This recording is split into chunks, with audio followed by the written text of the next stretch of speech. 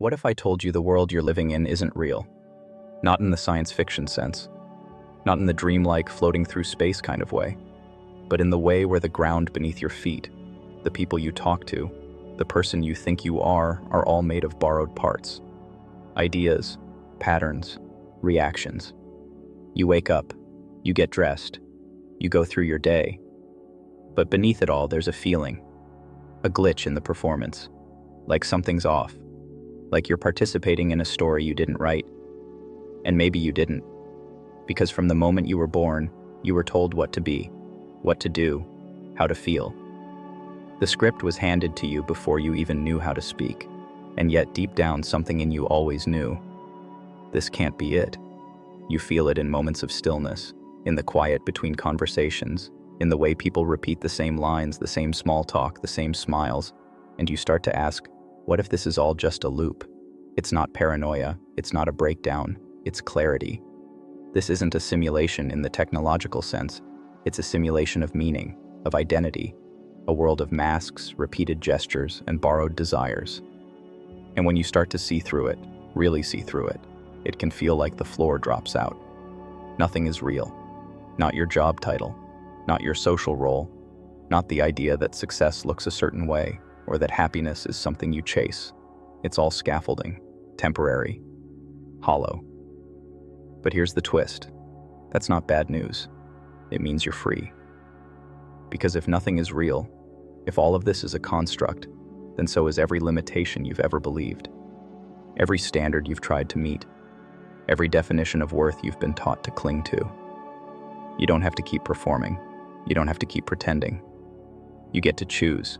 You get to build something new, something honest, something terrifyingly beautiful. Because when the illusion crumbles, what remains is choice, intention, attention, and love. Not the kind sold to you in movies, but the raw kind. The kind that says, even if none of this is real, I still care. I still feel. I still choose to create meaning, even if the universe doesn't hand it to me. That is power, because in a world where nothing is real, the only thing that matters is what you bring to it. Your gaze, your words, your presence. You become the architect of the dream. You become the flame in the dark. And sure, maybe the walls are cardboard, maybe the stars are pixels, maybe you're dreaming right now. But if you're dreaming, dream well. Build a world worth waking up to. Choose presence over performance. Choose connection over perfection. Choose love, not because it's logical, but because it makes the illusion worth living. Maybe reality isn't a thing you find. Maybe it's something you decide to feel. So if nothing is real, let that be your freedom. Because you can still love it. You can still shape it. You can still live like it matters. And maybe that's what makes it real in the end. Because here's the secret no one tells you. If it's all a dream, then you don't need permission to wake up differently tomorrow. You can rewrite everything. Your story, your role, your rules. No one is watching as closely as you think. The universe is not judging you. The expectations you carry so heavily, they're not laws. They're echoes, traditions, scripts handed down from voices long gone. And those voices, those ideas, they don't get to define what you feel. You do. You get to decide what's meaningful. Maybe it's the way light hits the window in the morning. Maybe it's the warmth of coffee in your hands. Maybe it's the quiet comfort of a single moment of peace in the chaos. That can be real. Because if nothing is real, then everything is open. Everything is potential. And in a world made of illusions, the choice to feel anyway is the boldest act of rebellion. You aren't here to follow the script. You're here to rewrite it. You're here to tear down the fake walls, to laugh in the face of the void, to walk through the empty set and find your own gravity. That's how the dream becomes yours, and that's when it starts to matter.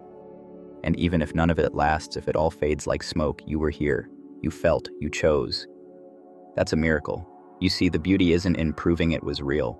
It's in choosing to participate in it fully, anyway. And maybe that's what separates awareness from apathy. The refusal to go numb. the refusal to check out just because it's easy. Because even in a hollow world, a hollow life, a hollow name, there can be depth. Not given to you, but carved out by your choices. You can love in the illusion. You can care without a guarantee. You can risk meaning in a meaningless world. And in doing so, you become something else entirely. Not a spectator, not a prisoner, but a creator. You're not just living in the dream. You're shaping it. You're giving it form. And that is sacred. So the next time the world feels fake, or empty, or far away, remember this. Your attention is the light. Your choices are the brushstrokes. Your love is the spark. And even if nothing is real, you are. Subscribe if you're ready to start living on your own terms. Share this if someone else needs to remember they were never truly powerless.